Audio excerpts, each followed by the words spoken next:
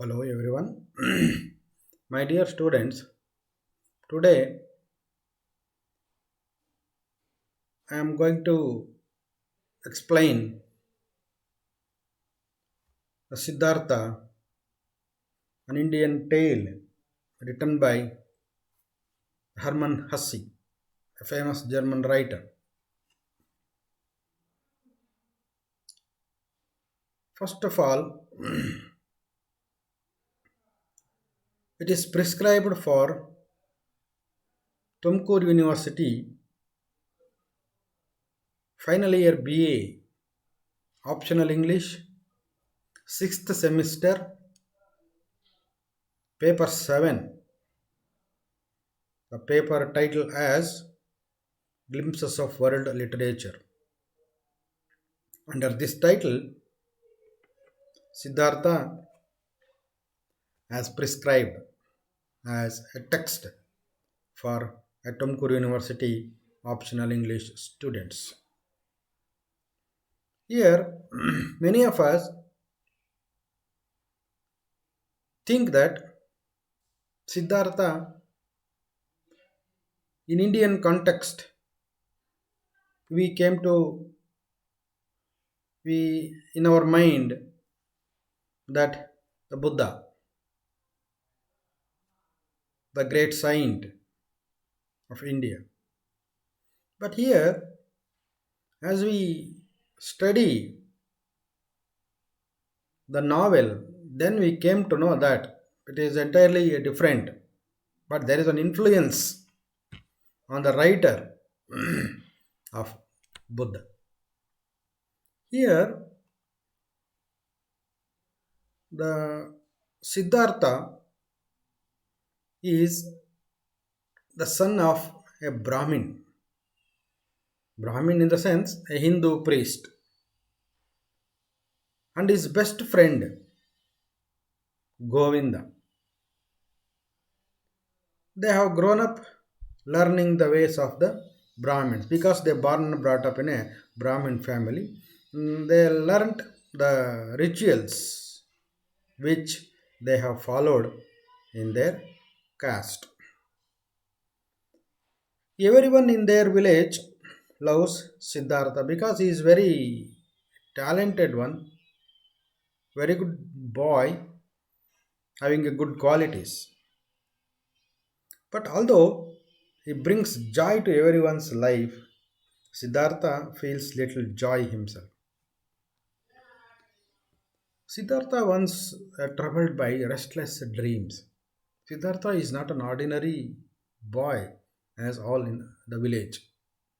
He is a different thinker and begins to wonder if he has learned all that his father and the other Brahmins can teach him. He learned all the things which his father as a priest and other Brahmins in the village can teach. He learned all the things. As the writer Hermann Hesse says, they had already poured the sum total of their knowledge into his waiting vessel.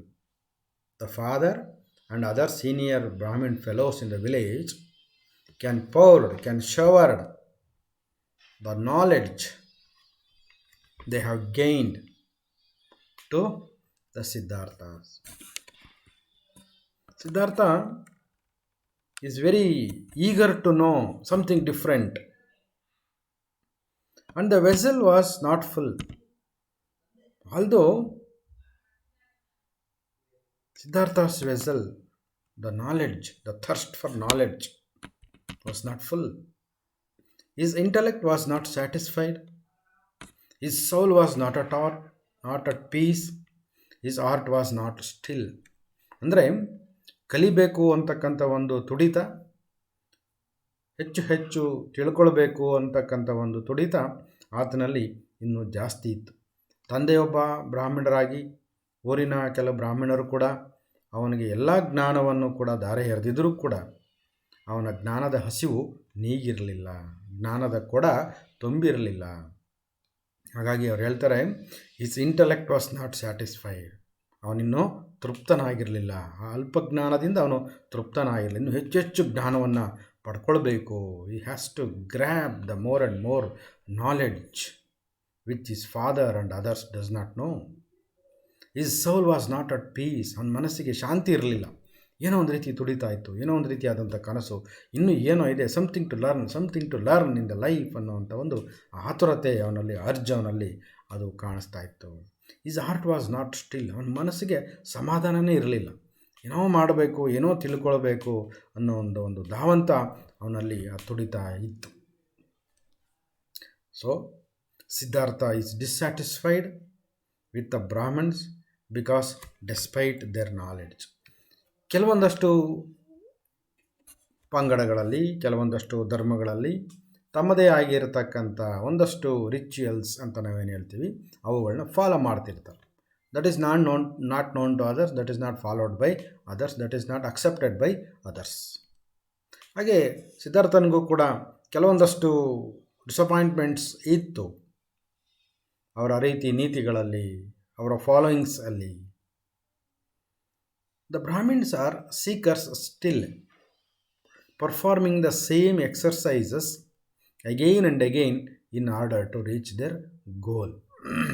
ಅಂದರೆ ಮಾಡಿದ್ದನ್ನೇ ಮಾಡ್ತಾ ಇರ್ತಾರೆ ಪದೇ ಪದೇ, ಪ್ರತಿನಿತ್ಯ ಅದೇ cycle, ಅದೇ ಕೆಲಸ, ಅದೇ ಇದು.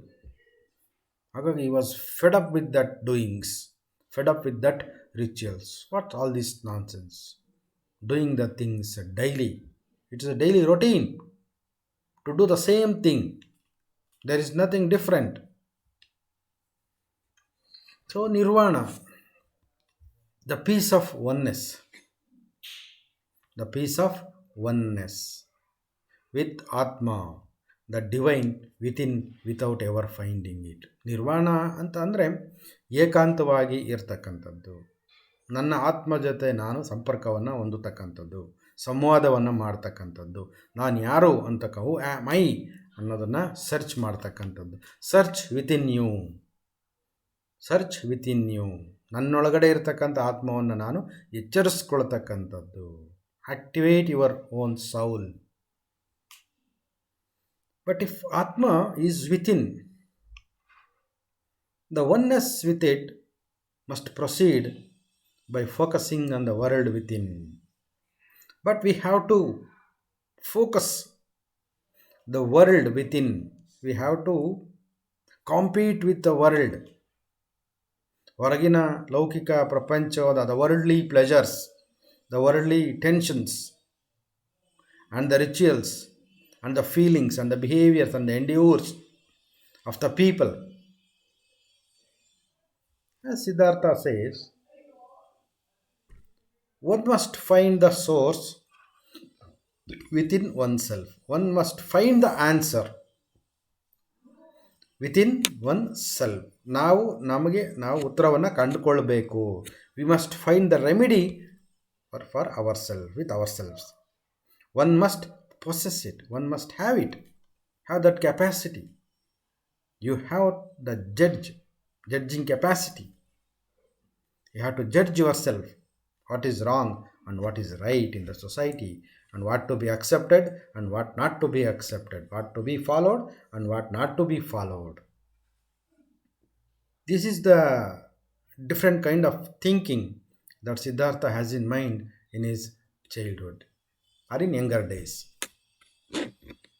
Everything else was seeking a detour error. Everything must be, there is an error. What kind of error? In the thinkings, in the followings.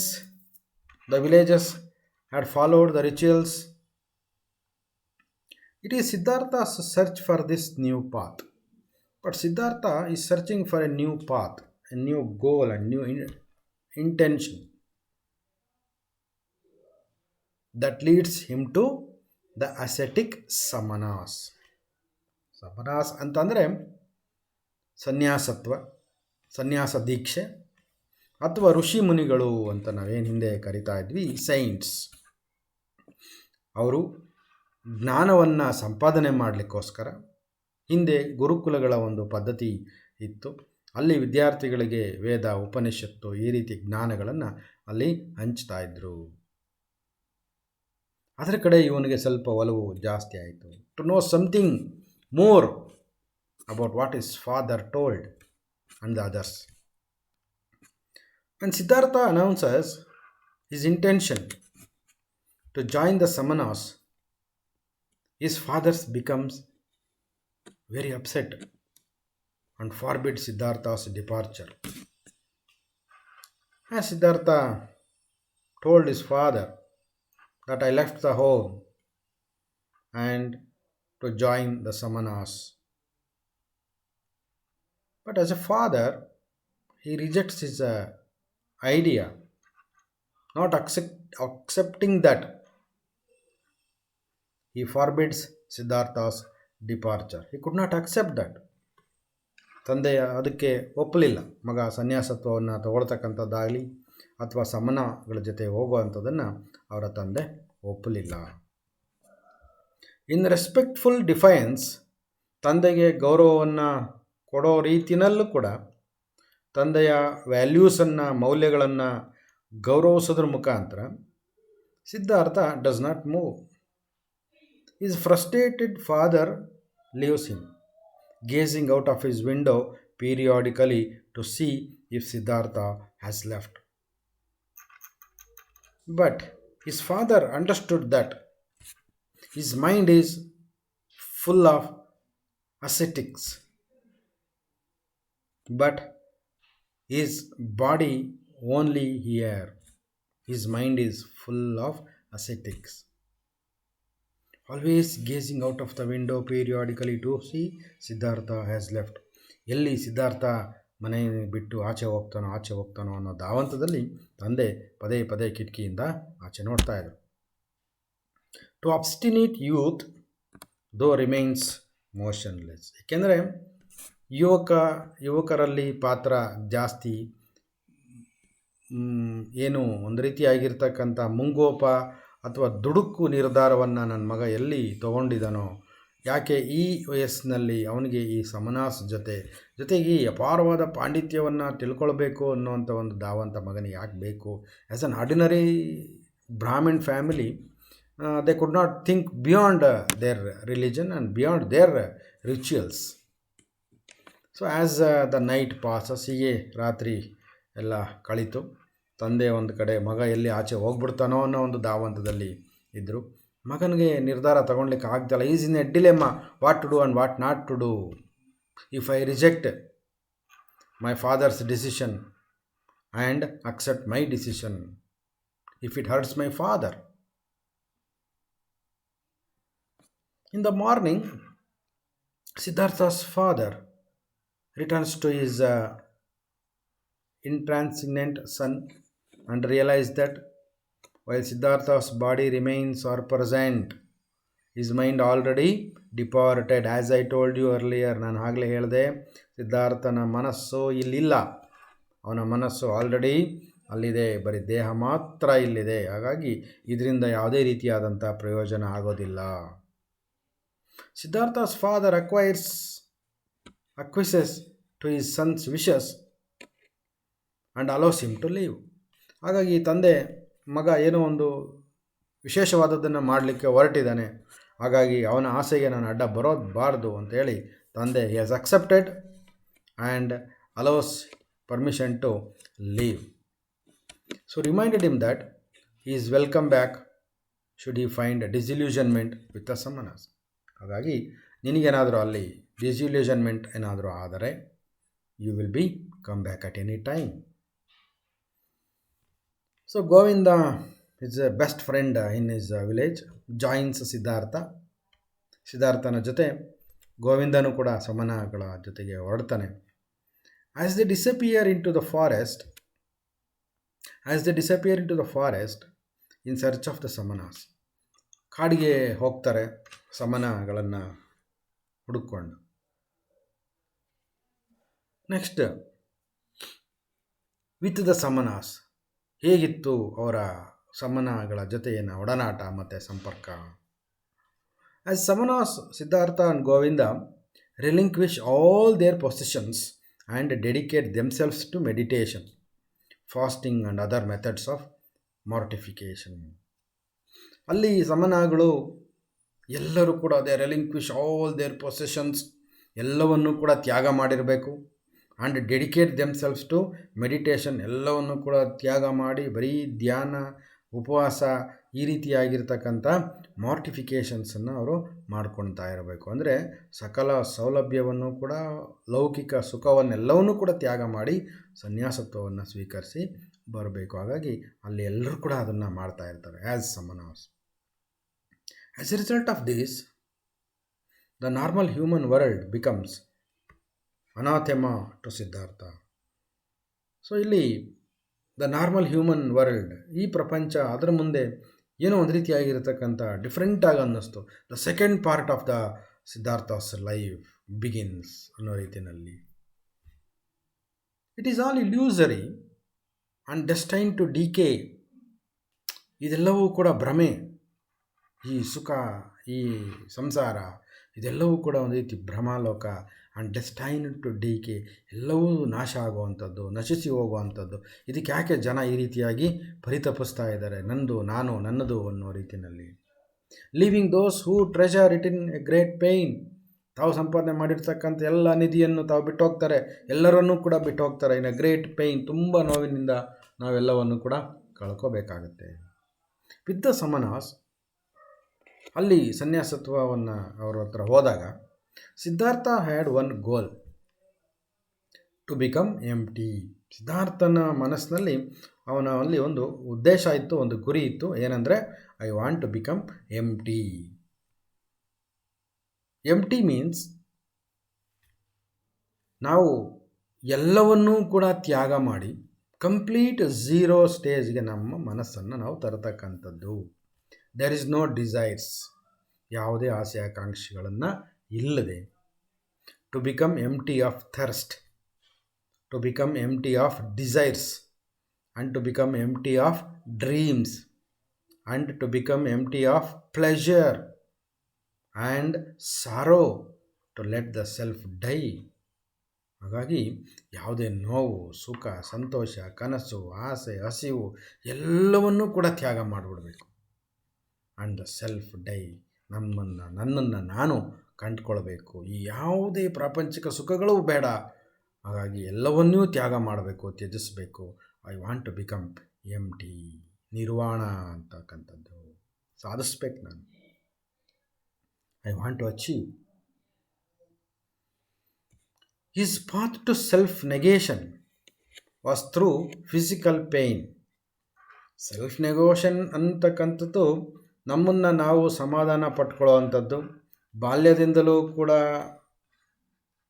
ಒಂದು ರೀತಿಯಾಗಿರ್ತಕ್ಕಂಥ ಸಾಂಸಾರಿಕ ಸಮಾಜದಲ್ಲಿ ಬೆಳೆದಿರ್ತಕ್ಕಂಥವನು, ಎಲ್ಲ ಸುಖವನ್ನು ನೋಡಿರ್ತಕ್ಕಂಥ ಒಬ್ಬ ಸಿದ್ಧಾರ್ಥ ಇದಕ್ಕಿದ್ದಂಗೆ ಎಲ್ಲದನ್ನೂ ಬಿಟ್ಟು ನಿರ್ವಾಣದ ಸ್ಥಿತಿಗೆ ಹೋಗಬೇಕು ಅಂತಂದರೆ it is a physical pain.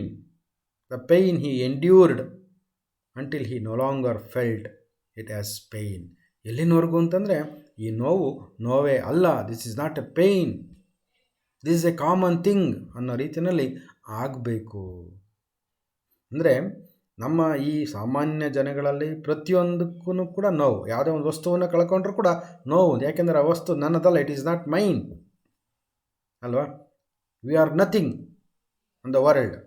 ಇಲ್ಲಿ ನಾನು ಏನೂ ಅಲ್ಲ, ನನ್ನದೇನೂ ಇಲ್ಲ ಅನ್ನೋ ಸ್ಥಿತಿನಲ್ಲಿ ನಾವು ಇರಬೇಕೇ ಹೊರತು ನಾನೇ ಅಲ್ಲ, ನನ್ನಿಂದನೇ ಅಲ್ಲ, ನನ್ನದೇ ಅಲ್ಲ ಅನ್ನೋ ಸ್ಥಿತಿಗೆ ಬಂದಾಗ ನಮಗೆ ಈ ರೀತಿಯಾಗಿರ್ತಕ್ಕಂಥ ಫಿಸಿಕಲ್ ಪೇಯ್ನ್ ಶುರುವಾಗುತ್ತೆ. ಪ್ರತಿಯೊಂದನ್ನು ಕಳ್ಕೊಂಡಾಗಲೂ ಕೂಡ ನಮಗೆ ನೋವು ಅನಿಸುತ್ತೆ.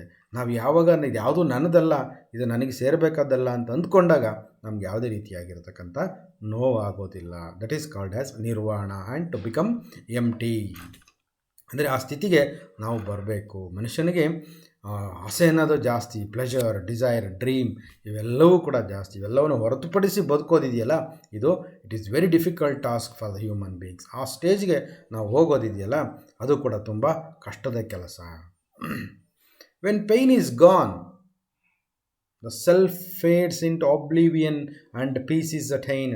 ಯಾವಾಗ ಮನಸ್ಸಿನಲ್ಲಿ ಈ ಅಸೂಯೆ, ಜಿಗುಪ್ಸೆ, ಈ ನೋವು, ಸಂಕಟ ಇದೆಲ್ಲವೂ ಕೂಡ ಹೊರಗಡೆ ಹೋಗ್ಬಿಡುತ್ತೆ. The self fades into oblivion and peace is attain. ಆಗ ಮನಸ್ಸು ಶಾಂತಿಗೆ ಬರುತ್ತೆ, ಶಾಂತ ಸ್ಥಿತಿಗೆ ಬಂದ್ಬಿಡುತ್ತೆ. It turns into a stage of peace. ಆಗ ನಮ್ಮ ಮನಸ್ಸು ಒಂದು ರೀತಿ ಉಲ್ಲಾಸಕರವಾಗಿರುತ್ತೆ, ಶಾಂತವಾಗಿರುತ್ತೆ. ನಾವು ಮೆಡಿಟೇಷನ್ ಬೇಕಾದರೂ ಮಾಡ್ಬೋದು, ಏನನ್ನು ಬೇಕಾದರೂ ಸಾಧನೆ ಮಾಡಲಿಕ್ಕೆ ನಮಗೆ ಸಾಧ್ಯ ಆಗುತ್ತೆ. ಈ ಎಲ್ಲದನ್ನು ಇಟ್ಕೊಂಡು ಈ ಥರ್ಸ್ಟ್ ಇರ್ಬೋದು, ಡಿಸೈರ್ ಇರ್ಬೋದು, ಡ್ರೀಮ್ಸ್, ಪ್ಲೆಜರ್, ಸಾರೋ, ಪೇಯ್ನ್ ಇದೆಲ್ಲ ಇಟ್ಕೊಂಡು ನಾವು ಏನನ್ನೂ ಸಾಧಿಸಲಿಕ್ಕೆ ಸಾಧ್ಯ ಇಲ್ಲ. ಇದನ್ನೆಲ್ಲನೂ ಕಿತ್ತು ಹೊರಗಡೆ ಹಾಕಿದ್ರಷ್ಟೇ ನಾವು we can achieve and attain a peace. But while pain becomes a memory for Siddhartha, peace did not come. After having been with the Samanas for some time, Siddhartha expresses concern that he is no closer to his goal than he was before joining the Samanas. ಪ್ರಾರಂಭದಲ್ಲಿ ನಾವು ಅಂದ್ಕೊಂಡಿರ್ತೀವಿ Siddhartha expresses concern that ಏನಂದರೆ his no closer to his goal, ನಾನು ಆ ಗುರಿಯನ್ನು reach ಆಗ್ತೀನೋ ಇಲ್ಲವೋ than he was before joining the Samanas. ಆ ಸನ್ಯಾಸ ದೀಕ್ಷೆಯನ್ನು ಪಡ್ಕೊಳ್ಳೋದಕ್ಕೆ ಮುಂಚೆನೇ ಇವನಿಗೆ ಒಂದು ಆತಂಕ ಇತ್ತು. Did I reach the goal, did I reach the goal of Samanas? Govinda replies to Siddhartha's doubt or Siddhartha's questions that while they have grown in spirit, they still have much to learn. We have in a spirit. ನಮಗೆ ಸ್ಫೂರ್ತಿಯಿಂದ ನಾವು ಹೋದರೆ ಎಲ್ಲದನ್ನೂ ಕೂಡ ಸಾಧಿಸ್ಬೋದು. They still have much to learn, they still have much to learn ಅಂದರೆ we have to learn and learn and learn and relearn. ಅಧ್ಯಯನ ಅಂತಕ್ಕಂಥದ್ದು ನಿರಂತರವಾಗಿ ನಡೀತಾ ಇರಬೇಕು. There is no end, there is never ending. In response, Siddhartha derisively compares the samanas life to that of drunkard, a series of temporary respites from the pains of existence. In response, Siddhartha derisively compares the samanas life to that of drunkard, a series of temporary respites from the pains of existence. Existence ಅಂತ ಅಂದರೆ ಪ್ರಸ್ತುತದಲ್ಲೇ ಇರತಕ್ಕಂಥ, ವಾಸ್ತವದಲ್ಲೇ ಇರತಕ್ಕಂಥ, ನಮ್ಮ ಸುತ್ತ ನಡೀತಕ್ಕಂಥ ಘಟನೆಗಳಲ್ಲಿ ನಾವು ನೋವನ್ನು ಅನುಭವಿಸ್ತಕ್ಕಂಥದ್ದು, ಅದನ್ನು ಮನಸ್ಸಿನಲ್ಲಿ ಇಟ್ಕೊಳ್ತಕ್ಕಂಥದ್ದು. But when we become zero, when we become empty, there is nothing to pain, there is nothing to suffer. Ultimately Siddhartha reasons one cannot really learn anything from teachers or the doctrines they espouse. So Siddhartha says, from teaching we couldn't learn more. The teachers or the precipitators or the guides, they guide us to learn, they guide us to think, and the teachers take us to the path, the right path, and the facilitators and or the doctrines they espouse. As Siddhartha tells Govinda, once Siddhartha tells Govinda, there is, my friend, only a knowledge that is everywhere. ಜ್ಞಾನ ಅಂತಕ್ಕಂಥದ್ದು ಎಲ್ಲ ಕಡೆನೂ ಇದೆ. That is atman, that is in me, that is in you and in every creature. ಆತ್ಮ ಅಂತಕ್ಕಂಥದ್ದು ಪ್ರತಿಯೊಬ್ಬರಲ್ಲೂ ಕೂಡ ಇದೆ, ಪ್ರತಿಯೊಂದು ಜೀವಿಗಳಲ್ಲೂ ಕೂಡ ಇದೆ. And I am beginning to believe that this knowledge has no worse enemy than the man of knowledge and than learning. ಅಂದರೆ ಈ ಆತ್ಮ ಅಂತಕ್ಕಂಥದ್ದು ಒಂದು ಜ್ಞಾನದ ಕೊಡ. ಅದು ತುಂಬಬೇಕು, ಅದು ತುಂಬಲಿಕ್ಕೆ ಸಾಧ್ಯನೇ ಇಲ್ಲ. ಯಾಕೆಂದರೆ there is a rich and enormous knowledge in the world. We could not fulfill, we could not 100% complete the gaining of the knowledge. ಹಾಗಾಗಿ ಜ್ಞಾನವನ್ನು ಸಂಪಾದನೆ ಮಾಡ್ತಕ್ಕಂಥದ್ದು ಅಷ್ಟು ಸುಲಭದ ವಿಚಾರ ಅಲ್ಲ. ಹಾಗಾಗಿ ಆತ್ಮ ಅಂತಕ್ಕಂಥದ್ದೇನೆ ಒಂದು ಜ್ಞಾನ ಪಡ್ಕೊಳ್ಬೇಕಾಗಿರ್ತಕ್ಕಂಥ ಸಾಧನ ಅದು. ಆತ್ಮತೃಪ್ತಿ ಅನ್ನೋದು ನಮಗೆ ಸಿಗಬೇಕು. Siddhartha is unsettled by the implications of his thoughts but feels certain that the Samanas have nothing for to teach him. Siddhartha is unsettled by the implications of his thoughts. ಅವನ ಮನಸ್ಸಿನಲ್ಲಿ, ಅವನ ಆಲೋಚನೆಗಳಲ್ಲಿ, ಅವನ ಚಿಂತನೆಗಳಲ್ಲಿ ಬಹಳಷ್ಟು ವ್ಯತ್ಯಾಸಗಳಿದ್ವು. ಇದನ್ನು ನಾನು ಸಾಧಿಸ್ಲಿಕ್ಕೆ ಆಗುತ್ತೋ ಇಲ್ವೋ, but feel certain that the Samanas have nothing for to teach him. ಅಂದರೆ ನನಗೆಲ್ಲವೂ ಗೊತ್ತಿದೆ ಅನ್ನೋ ರೀತಿಯಲ್ಲಿ, ಅಥವಾ ಸಮನಾಗಳು ನನಗೇನು ಟೀಚ್ ಮಾಡಲಿಕ್ಕೆ ಸಾಧ್ಯ ಇಲ್ಲ ಅನ್ನೋ ಒಂದು ಸ್ಥಿತಿ ಅವನಲ್ಲಿ ಬಂದಿತ್ತೇನೋ, ಅಂದರೆ ಸೆಲ್ಫ್ ಇಂಪ್ಲಿಕೇಶನ್ ಅಂತಕ್ಕಂಥ. For this reason Siddhartha declares that he will leave the Samanas soon. ಹಾಗಾಗಿ ಸಮನಾಗಳನ್ನು ಅಲ್ಲಿಂದ ನನಗೇನು ಕೆಲಸ ಇಲ್ಲ, ಹಾಗಾಗಿ ನಾನು ಅಲ್ಲಿಂದ ಹೊರಟುಬಿಡಬೇಕು ಅನ್ನೋ ರೀತಿಯಲ್ಲಿ ಆಲೋಚನೆಯನ್ನು ಮಾಡ್ತಾನೆ. 3 years after joining the Samanas, 3 ವರ್ಷಗಳ ನಂತರ Siddhartha and Govinda hear intriguing rumours of a great man Gautama. ಅಲ್ಲಿ ಒಂದು ರೂಮರ್ಸ್ ಇತ್ತು. There is a doubt, there is a rumour that there is a great man Gautama the Buddha who having attained enlightenment teaches others the way to peace. ಅಂದರೆ ಶಾಂತಿಗೆ, ಮುಕ್ತಿಗೆ ದಾರಿಯನ್ನು ತೋರಿಸ್ಕೊಟ್ಟಿದ್ದ. he have attained an enlightenment, ಅವನಿಗೆ ಜ್ಞಾನೋದಯ ಆಗಿತ್ತು. Govinda is immediately entranced by this tale and tells Siddhartha of his intent to seek out Gautama. As the situation arrives, Govinda is immediately entranced by this tale and tells Siddhartha of his intent to seek out Gautama. Siddhartha, surprised by Govinda's uncharacteristic initiative, wishes his friend well. Govinda, though, wishes Siddhartha to seek the Buddha with him. Siddhartha expresses his doubt that anything new can be learned from this man, but surrenders to Govinda's enthusiasm and agrees to go. Siddhartha ಹೇಳ್ತಾನೆ, ಯಾವುದೇ ಹೊಸದನ್ನು ಬೇಕಾದರೂ ಕೂಡ ನಾವು ಕಲಿಬೋದು, learn from this man, but surrenders to Govinda enthusiasm and agrees to go. The leaders of the Samanas scolds Siddhartha and Govinda for their departure. So ಅಲ್ಲಿರ್ತಕ್ಕಂಥ ಸಮನಾಗಳು ಏನು ಮಾಡ್ತಾರೆ, ಇವರ ಡಿಪಾರ್ಚರ್ನ ವಿರೋಧಿಸ್ತಾರೆ. ಸ್ವಲ್ಪ ಎಲ್ಲರೂ ಕೂಡ ಅಸಮಾಧಾನ ಉಂಟಾಗುತ್ತೆ.